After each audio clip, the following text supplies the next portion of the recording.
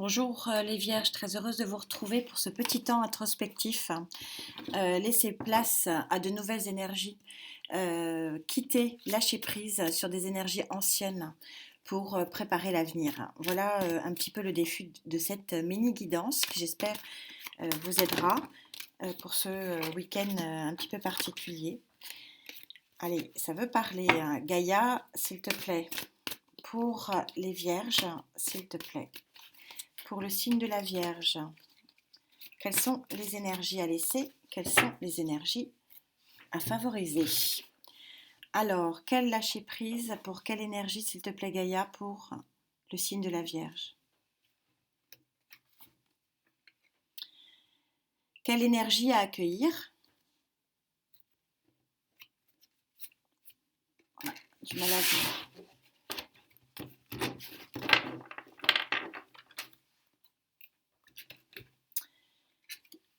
Alors, l'énergie à lâcher, c'est le scrub. Le scrub, donc, c'est le 12 d'air. C'est l'équivalent, si vous voulez, du sénéchal de la Terre, c'est-à-dire que c'est la tierce énergie qui est votre pensée.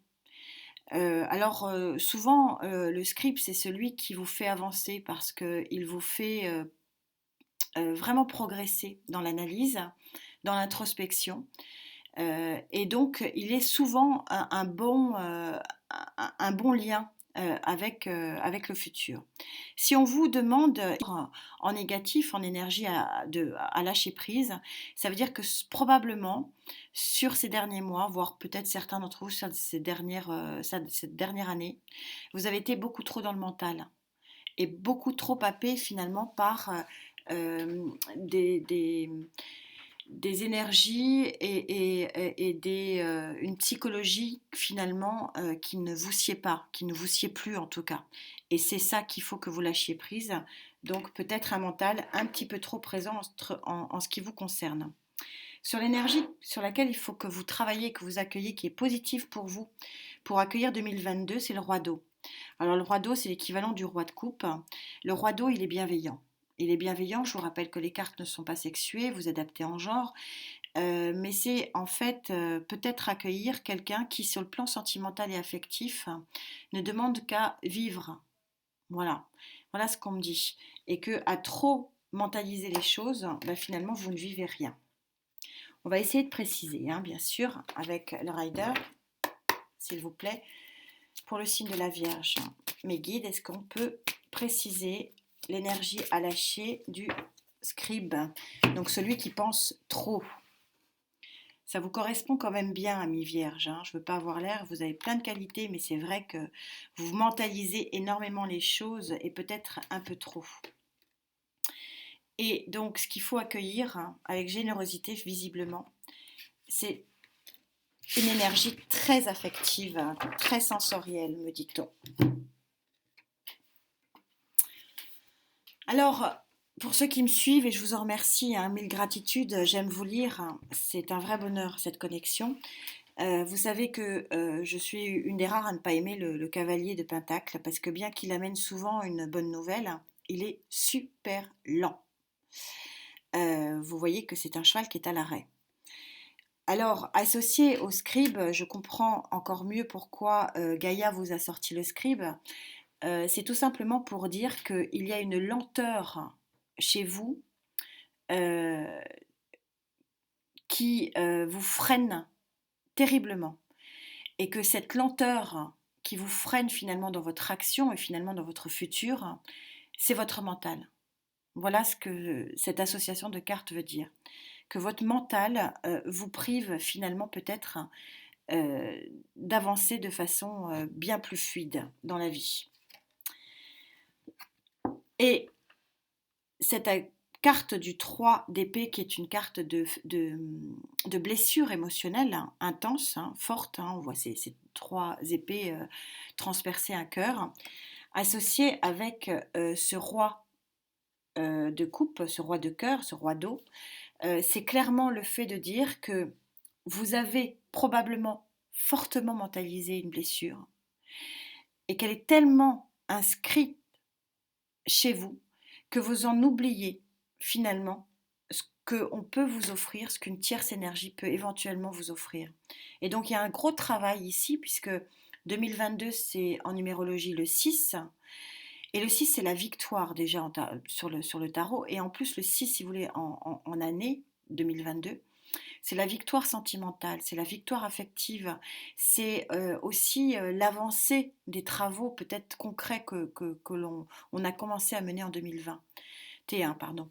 Et donc, on est en train clairement de vous dire, euh, et on verra sur les projections, hein, puisque là c'est vraiment juste une introspection pour préparer 2022, que vous ferez ou pas, hein. Voilà, c'est juste je vous propose juste un chemin, hein, de méditation.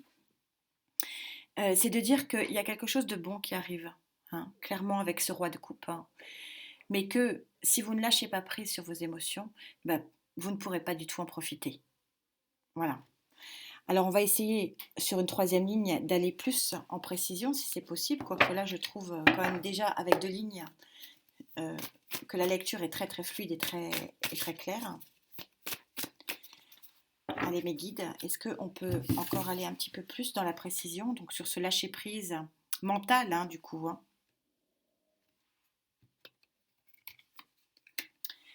Pour accueillir quelque chose de très beau, hein, parce que qu'est-ce qu'il y a de plus beau que le roi de coupe? C'est un peu l'aboutissement, hein, sur le plan affectif émotionnel, le roi de coupe, hein. On est sur une tête couronnée, il n'y a rien au-dessus, hein.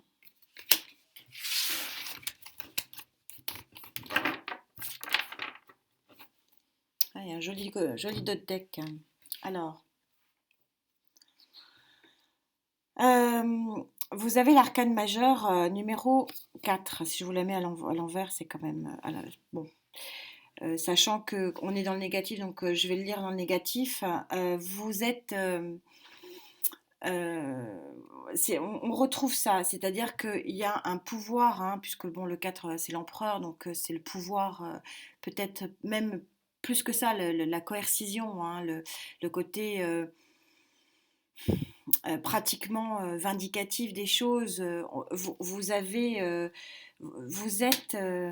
clairement encerclé, pour certains, hein, du signe de la Vierge, encerclé par des contraintes émotionnelles qui vous empêchent le lâcher prise.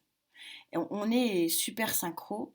Il y a une stabilité, même un ancrage, mais un ancrage négatif, hein, des choses qui vous empêche finalement d'évoluer positivement. On vous dit de lâcher prise, vraiment de lâcher cet ancrage qui n'est pas bon pour vous. Pour aller vers cette très jolie carte du 8 de Pentacle, où c'est la concrétisation et l'aboutissement, vraiment. Le 8, on est vraiment... Le 7, vous avez travaillé, vous avez œuvré.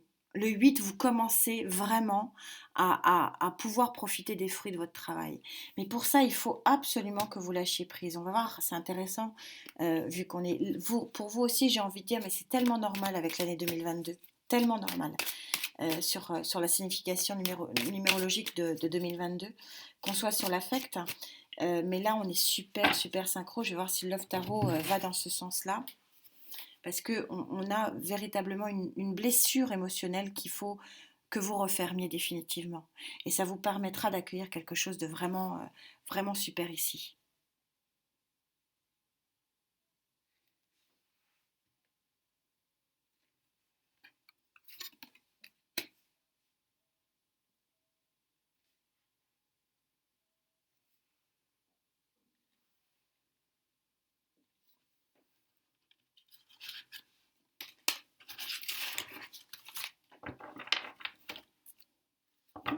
Ouais, il y a des retrouvailles, hein, 10 de bâtons en dot deck. Vous avez des très jolis dot deck, ce qui présage quand même quelque chose de vraiment sympathique. Regardez, c'est vraiment incroyable ces cartes et ces guides. 3 de bâton. Regardez, vous avez besoin d'un soutien, vous avez besoin d'une aide, vous avez besoin d'une amitié peut-être pour vous sortir de là. Voilà.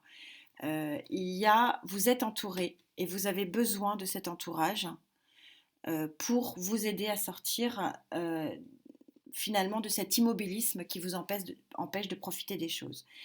Et superbe synchronicité, le Love Tarot vous montre le nouveau départ en légèreté. Le fou, c'est vous êtes à la carte zéro. C'est le champ de tous les possibles. Vous avez vraiment devant vous un océan, hein, un océan de possibilités. Et il est heureux. Regardez comme il est heureux, ce fou. Vous avez la légèreté finalement d'une nouvelle vie. C'est vraiment un très joli tirage, hein. J'espère que vous en preniez conscience parce que bon voilà c'est un guide que vous prendrez ou pas. Votre libre arbitre est toujours l'essentiel avec moi.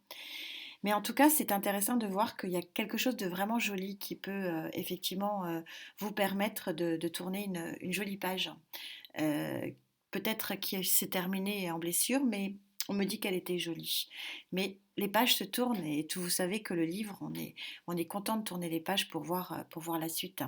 En tout cas, j'espère que cette petite guidance et cette petite introspection vous aura un peu aidé. En tout cas, on se retrouve bien sûr pour les projections 2022, mais on commencera bien sûr par les guidances mensuelles de décembre qui vont pas tarder. En tout cas, prenez soin de vous, c'est l'essentiel, la santé, et on se retrouve très vite. Merci d'être là. Namasté.